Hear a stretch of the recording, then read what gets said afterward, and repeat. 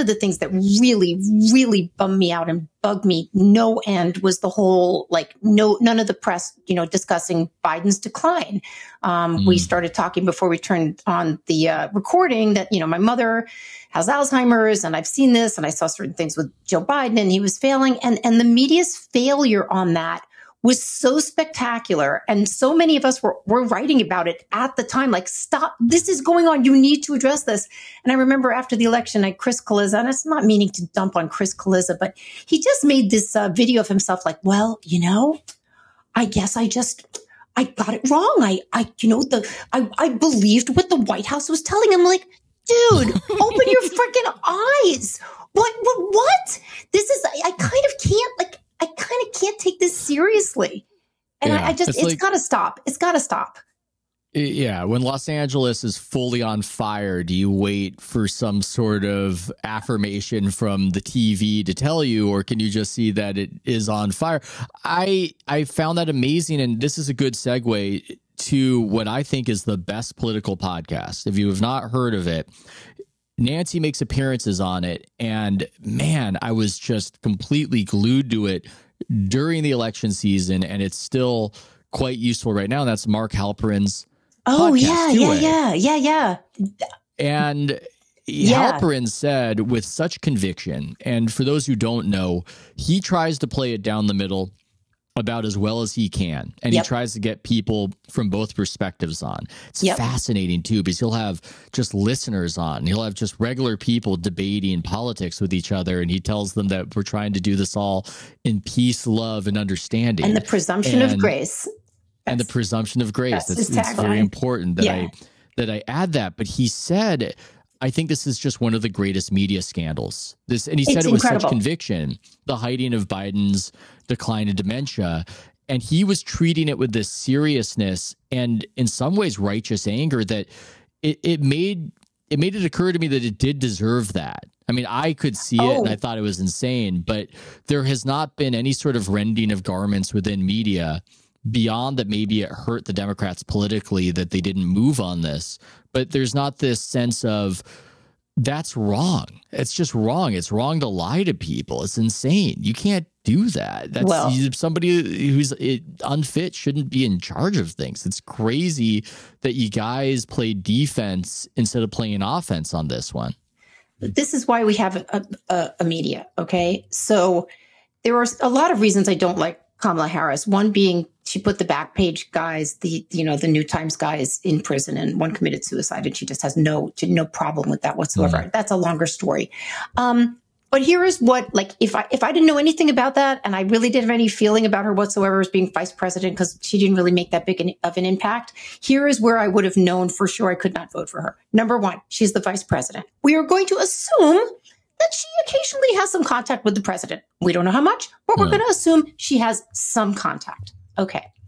She claims she never once detected anything whatsoever off about Joe Biden. So there's two things. There's two choices. There's only two here, Ethan. One, she's a moron and can't see what everybody else can see. Okay. That's possible. Two, she's a liar. So I'm not voting for either of those people. In terms of the media, it was our job, and there were a few people doing it, myself included, not with any big impact, but calling it out. Thompson over at Axios, definitely. Was good. Alex Thompson did a great job. The fifth column guys were talking about it. You would occasionally see things in the Wall Street Journal. And then, of course, after the debate, the debacle of the debate, it started to pipe up a little more, but still, we're not going to do that. We're not going to say that. And then, of course, after the election, you just get the big dumps. You get the Wall Street Journal, you get the New York Times. But I'm like, guys, I don't know. You got to do that sooner. Now, I've had people say to me, well, Nancy, listen, Kamala Harris could not admit that because then she'd be going after the party. Or, well, if they admitted that while he was in office, then she'd have to take over and people didn't want her. And all. I was like, I don't know what the solution is here. I only know what was the solution? Tell me.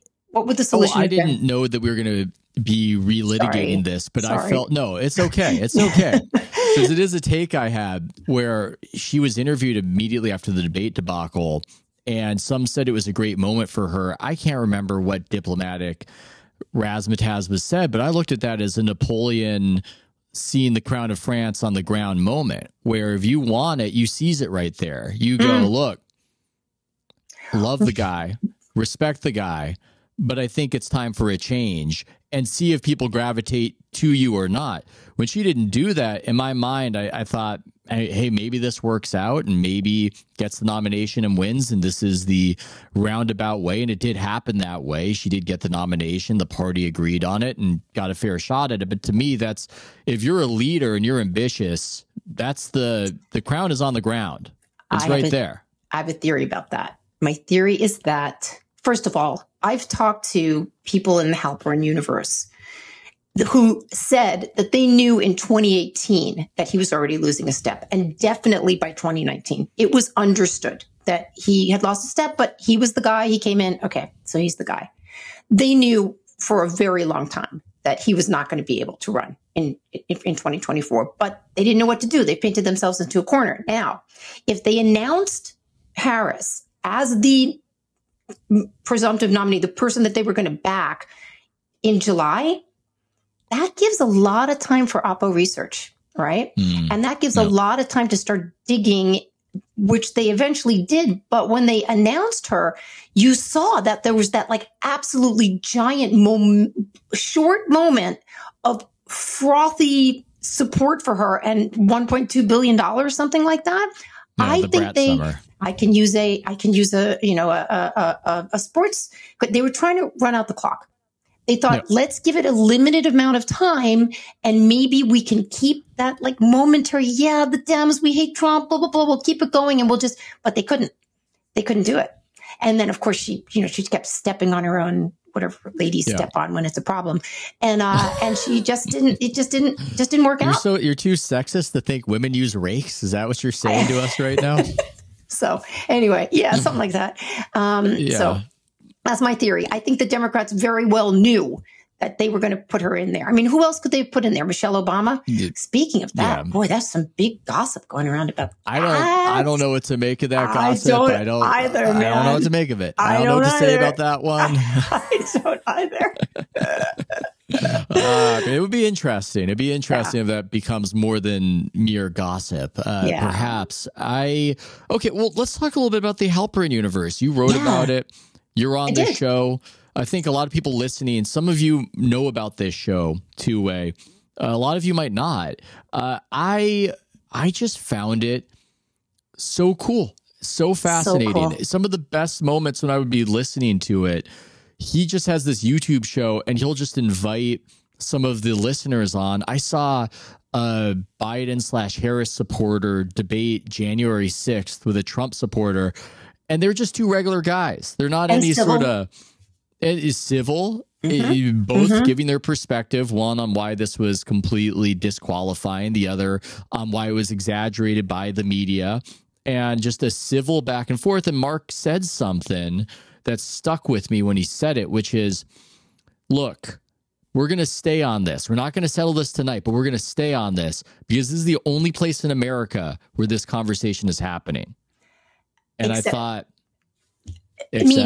except like maybe in bars or like with your friends or something like that. This is absolutely true. I think Mark is pulling off something pretty extraordinary. For people that don't know, it airs on YouTube and on two-way channel, 9 a.m. almost every weekday, 9 a.m. and 6 p.m. In the morning, he's on there with Sean Spicer and a guy named Dan Turrentine, who's like a Democratic operative.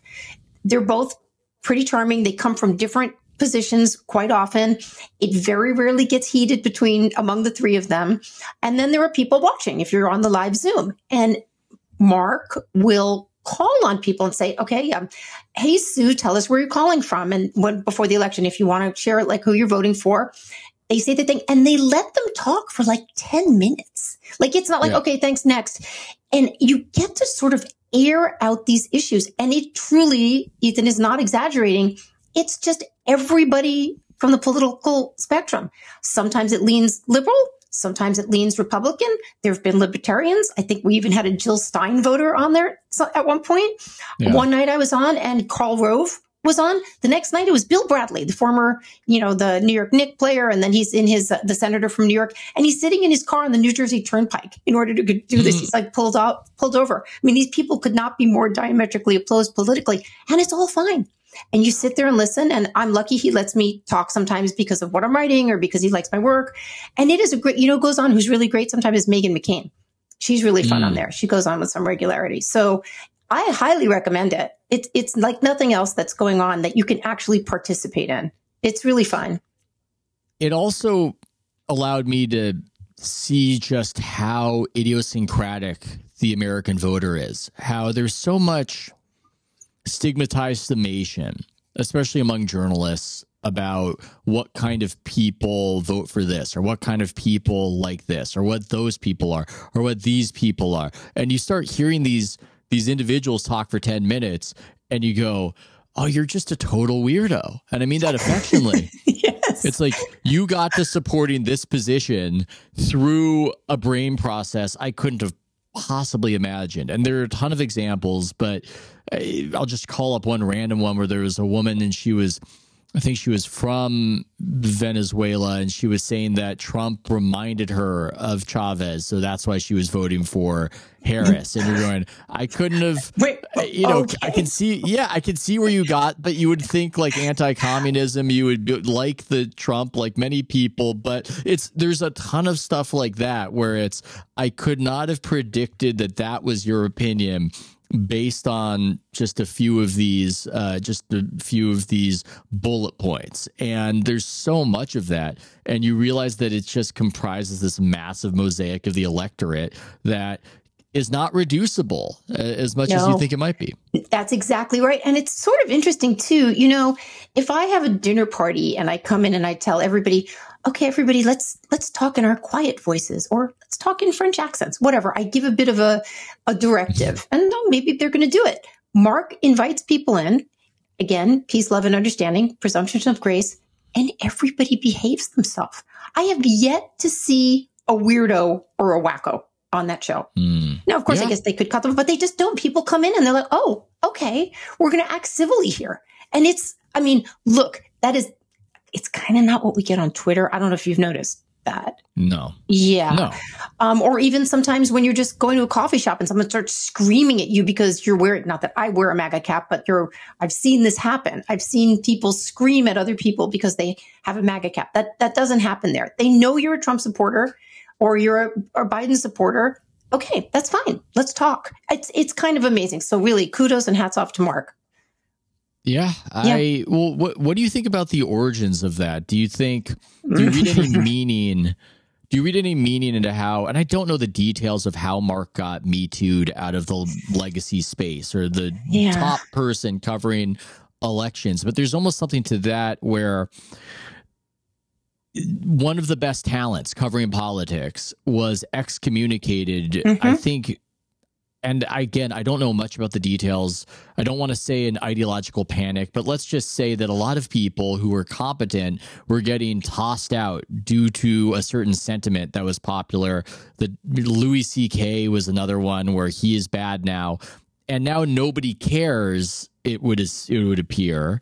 But yet it's kind of left its mark on the culture. And, this guy is an independent. He gets to do a whole different show because this panic has excommunicated. I'm not setting you up with a good question. I'm just sort of it's okay. stumbling. So I met Mark Halperin for the first time when I moved back. I moved from Portland to New York in 2019. I'd had my own situation go on there where I was not everybody's favorite person because I had been talking about issues that we can talk about very easily now, which is, we should have due process rather than automatic Me Too. But that was not popular then. You were not allowed to talk about that stuff. And so goodbye, Nancy Rommelmann. Mark had been through something. I don't know the details. He was accused of, I guess, rubbing himself up against some women or something. I don't really know. I don't know the details. I've never really looked into it. But he and I met for a drink when I first got to town. And I kind of was not, I guess, in the mood to really talk about this stuff. I just didn't people were people who had been through the cancellation machine. You're almost like, gathering. Oh, what happened to you? We've been through the same storm. Yeah. I guess I just kind of wasn't. So I hadn't really had any contact with him, but I did get back in touch. Most the Fifth Column guys had done an episode with him, and Matt Welch was like, you should do it, Nancy. And Mark's like, I'd love to have you on, blah, blah, blah. And he has really, I wonder if going through that experience really made him, he still has his journalistic chops, obviously, and he's still got his Rolodex. But he is a very legitimately interested person in opening up dialogue. It's not that he can't get feisty, he can, but he took what happened, I think, and again, I don't really know. Sorry, Mark, if I'm getting this all wrong. He took what happened and just made something amazing out of it, which is always our options. And, we see when people don't do this, we see when they go through the thresher and then become crazy in one way or the other. So for him to do this is pretty great, I think. Yeah. Yeah, I would love to know how it opened him up, but it's so hard to ask people about these things. With Jesse Singal, I remember asking him about, Jesse did not do anything wrong, in my opinion, but he was treated as though he had done something massively wrong. He still is. He still is. People, when they talk about their own cancellation, I've found tend to clam up a bit. There's something about that where it's so difficult to step outside yourself and discuss it. You, I think, have had a lucidity with it that is uncommon, but I made a mental note. Don't ask Jesse when he comes on the podcast about all that stuff. Ask about different stuff because it's hard. People get, especially if they're a thoughtful person, they get neurotic about it because they get almost caught in between what was being said about them, what they did, the whole thing. I even saw Shane Gillis, who you'd think would just, as a comedian, be so great at talking about it. I remember seeing him asked about it on Joe Rogan, and it was like throwing a wrench in the gears. And this person who otherwise was able to generate something amusing out of anything suddenly could not and started to get bulky. So anyway, I make a mental note. Don't ask people about their cancellations.